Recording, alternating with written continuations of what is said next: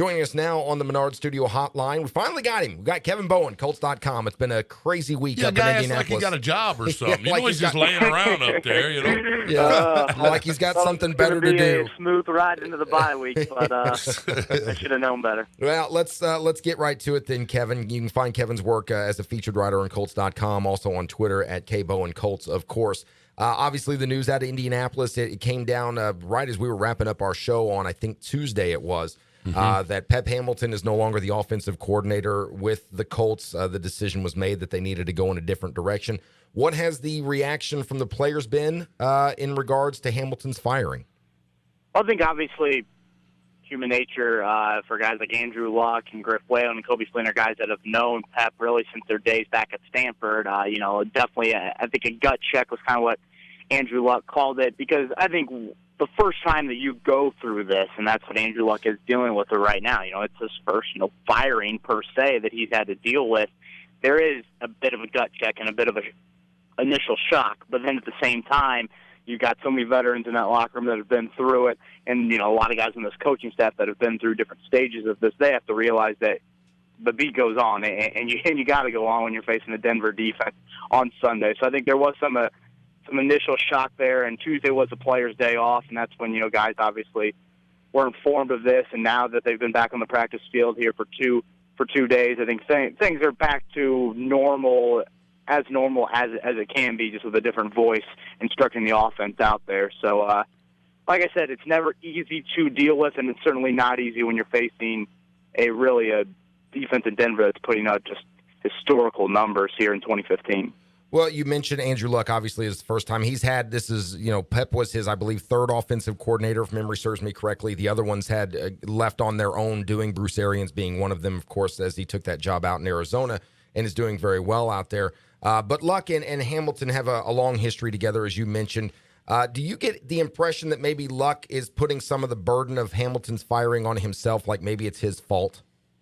Definitely, yeah. But the thing you have to remind yourself about Andrew Luck is he takes everything and thinks that it is his fault, or at least says that in front of the media. I mean, he's never thrown the offensive line under the bus at all in his 3.5 seasons here, even when the line has really struggled. So, but I do think Andrew Luck realizes that he is at fault here to a degree, and this whole offense, really in general, just the early turnovers, the early penalties, just kind of some of that drive-killing stuff we've seen in the first quarter. I think that's what Chuck Pagano reiterated so many times on Wednesday. That is why this move had to be made.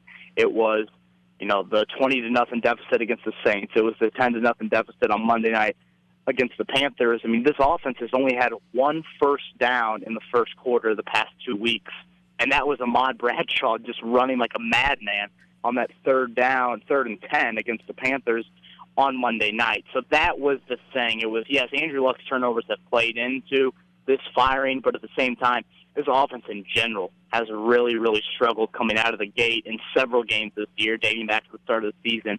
And I think that was kind of the final straw, if you will, that has led to this move. Kevin Bowen, Colts.com featured writer, joining us on the Menard Studio hotline. It's Ford and O'Brien, ESPN Evansville 105.3, and online, ESPNEvansville.com. So, in your opinion, though, they had success under Hamilton for a brief, for the stint that he was there. How much is there just a little fault to go around? How did we go from what we had in Indianapolis over the last 2 years or so and some change to what has become of this offense this season? It can't be all Hamilton's fault. No, definitely. I think there's blame to be around the entire unit. It was early on in the year. The offensive line was struggling. And then you had the Andrew Luck struggles. Then it looked like, when Matt Hasselbeck and you got Frank Gore going on, then it looked like you were kind of back to normal. And then all of a sudden you had the struggling second half against the Patriots. And then these past 2 weeks you had the struggles early on. So it's very difficult to me to pinpoint. I think the hardest thing that kind of Pep was dealing with, and really his entire tenure here, it was finding that balance between, okay, do you rely on that up-tempo, quicker pace attacks throughout the whole course of the game, and then where do you sprinkle in that running game as well? Because it seems like this has been really a key focal point for this offense under Chuck Pagano. We need to be balanced. We need to be a team that can rely on the run, especially when the weather gets a little crummy outside.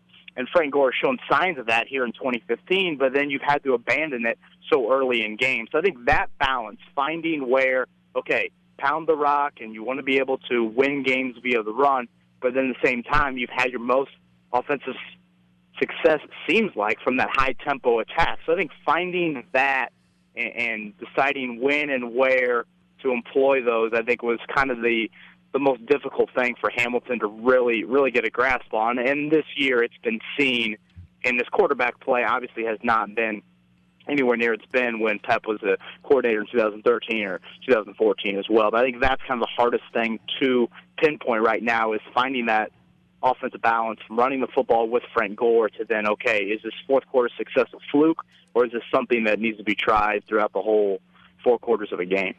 Well, if the Colts don't get a win against Denver, which is not an easy task, nobody's been able to do it yet. If they don't get a win this weekend, they've got a bye week? Do we see more moves coming? Is Hamilton just the first domino to fall? We're going to see him go from a little higher up, maybe a Grigson, a Pagano, both? I mean, I would be surprised if really there are any moves the rest of the season, unless something catastrophic happens Sunday against Denver. You know, if you get really blown out, because a couple of things. I think with this move, with Chud now as the offensive coordinator, now you're giving, him half the season to see, okay, what can this offense look like? What can this team look like? Can they all of a sudden get things turned around? And so I think now you have half the year in front of you and potentially a playoff type of run to kind of see, okay, what does this offense look like with Chud as offensive coordinator? Now what does this team look like in general with an offense that potentially can get back to, all the expectations that everybody thought they would be at in the offseason. You rarely see general managers fired during the season. I know the Lions, I think, just fired their general manager, but that's something that's a very rare occurrence. So I can't see any other really coaching changes, personnel changes right now. And so I would expect as of now, unless something really drastic happens on Sunday, that this be kind of the coaching staff and personnel groups throughout the rest of the year, and kind of have an 8-game stretch, if you will, to make your own resume to Jim Irsay. Well, do you, as you see these games, you follow the guys, you see the practices and that type of stuff. This is probably, well, I wouldn't say probably, I'd say it is the best defense they've faced this season thus far, and maybe the best they see the rest of the season. Denver is outstanding on the defensive side. Buffalo was really good as well at week 1. They've come down a little bit. But with the new OC, things to protect Andrew Luck, I mean, do you foresee a little bit more of a run, a little shorter routes, getting the ball out of there, that kind of stuff? Because Denver can hurt a guy. Oh, yeah, no, definitely. I mean, this is the defense, and Chuck Pagano had a great quote yesterday, just saying, when you pop in the film, it's like watching a scary movie. I mean, it's crazy what Denver did to Aaron Rodgers on Sunday night. I mean, nobody makes Aaron Rodgers look human, and they did that and even more. I mean, Rodgers had 77 passing yards. I think his lowest of any game where he's been healthy throughout the game. He was pressured the most he's been pressured since 2008. And they do it from a multitude of ways. I think 12 guys have sacks this year for Denver. Obviously, everyone knows the 2 edge guys, DeMarcus Ware and Von Miller, but they get pressure from several spots. So, yes, I do think you are going to see a quicker tempo throughout the game. But then one thing that I thought Chuck Pagano emphasized in his presser on Wednesday was, it was a quote of Chud believes in running the football. And he kind of said that with a little bit of conviction. It's like, okay, Frank Gore has got to be utilized. And we did see him on Monday utilized. Really, I think the most he's been utilized all season long. I think he had 14 first-half carries and 22 tied a season high. And then late in the game, you obviously had to go through the air. So I do think there is going to be a quicker pace, but that doesn't mean that you just abandon the run game as well. I think Frank Gore is going to be utilized in that quicker pace as well. And Ahmad Bradshaw, he should be mentioned too. I mean, I thought he looked very good on Monday night. And you got to play keep away because, yes, this Denver offense isn't as potent as it has been in years past, but they are coming off a pretty impressive game against the Packers, very balanced attack. So playing keep away from Peyton Manning is never a bad thing. Kevin Bowen, Colts.com featured writer, joining us on the Menard Studio Hotline. Ford O'Brien, ESPN Evansville 105.3. I have a theory, Kevin, and feel free to pass this along to the coaching staff if you'd like. What if we just spotted every team 17 points to start the game, and then maybe we would start playing right from the get-go like they do halfway through the fourth quarter. Would that help? It is crazy looking at these fourth quarters. And yes, I remember sitting there Monday down in Charlotte saying 23-6, this one is over, and then thinking to myself, you know what, they're going to find a way late in the game to have a chance to at least tie it. And lo and behold, they had a chance to win it, and a pretty good chance to win it on Monday night. And this goes back to what Chuck was saying on Wednesday, and I touched on this earlier. The starts have got to get better. This team has been very solid in the fourth quarter, and again, some of that I think is because of defenses maybe being a little bit more vanilla in that final frame. But at the same time, you have got to have that sense of urgency early on in games. And when you think about the course of this 8-game season so far, when has the Colts looked at their best at the start of games? It was against the Patriots. And that is just the biggest head-scratcher for me. It's the best this team has looked in a first quarter and first half in 2015 is against the team that they've struggled against the most for the past 3.5 seasons. So fast starts has got to be a premium, and it starts on Sunday. And Denver's defense has not allowed a first-quarter point all season long. And they're one of, I think it's 9 teams in NFL history that have ever gone the first 7 games of the season without allowing a first quarter point. So the Colts have struggled in first halves all year long. I think they are averaging 8 points a game in first half. That's 30th in the NFL. And now they're facing a unit in the Denver defense that hasn't allowed a single point in the opening quarters here throughout 2015. So Rob Chudzinski, welcome to the play-calling sheet. Now you got to do it against the best defense in the NFL. It's not an easy task to walk into, coming off a short week, off a road week as well, with all the other turmoil that's really taken place. And it's crazy. We're talking Denver Colts, and we barely have mentioned Peyton Manning or, Vernon Davis or any of these other storylines that are here in the game come Sunday afternoon. Well, we got just a couple minutes left, Kevin. I do want to get a quick update on the injury front. There's reports that Luck was fully healthy for the game on Monday night. Now there's talk, I believe you tweeted out yesterday, he's dealing with some kind of an ankle issue. T.Y. Hilton is listed now as day-to-day with the foot situation. What's the latest on them? And if Hilton can't go, who steps in?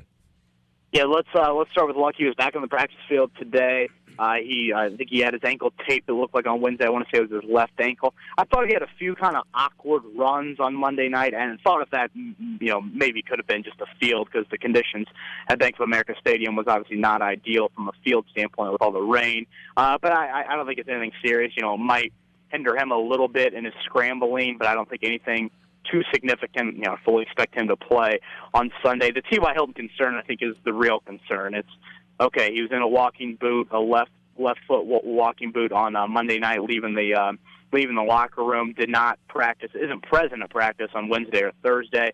So that's going to be the injury to watch. He's dealt with a lot of nagging injuries this season, and really throughout his career, he's only missed 2 games, so he's been very healthy. But I think it was a concussion in the preseason. I want to say it was a knee kind of in the Buffalo game that he was questionable for that Week 2 matchup against the Jets and ended up playing on Monday night. I think he's been dealing with a little bit of an ankle, and now it's a foot injury. So that'll be the one to watch. If he doesn't play, the Colts have 4 healthy wideouts on their active roster. Maybe you bring Deron Carter up from the practice squad if you need a 5th, but Griff Whalen looked pretty good on Monday night, so maybe they think they can get by with Moncrief, Andre Johnson, Griff Whalen, and then Quan Bray would be your 4th wideout. He was your kick returner, had a huge kick return to start that overtime, 45 yards, I believe. So if you lose Hilton, though, it's a massive loss. Denver has probably the best corner tandem in the league, and Chris Harris and Aqib Talib. Everyone knows what T.Y. did against Aqib Talib last year in that playoff game. I mean, T.Y. was just a menace for that Denver secondary. If it wasn't catching passes, he was drawing penalties. So without Hilton on Sunday, it would be a loss. I think he needs to get on the practice field in some capacity Friday for him to turn around and play on Sunday afternoon. We appreciate the time, as always. Kevin Bowen, Colts.com featured writer. You can find him on Twitter as well. K Bowen Colts. Good stuff, as always, Kevin. We'll talk again next week. Thanks, guys. Thanks.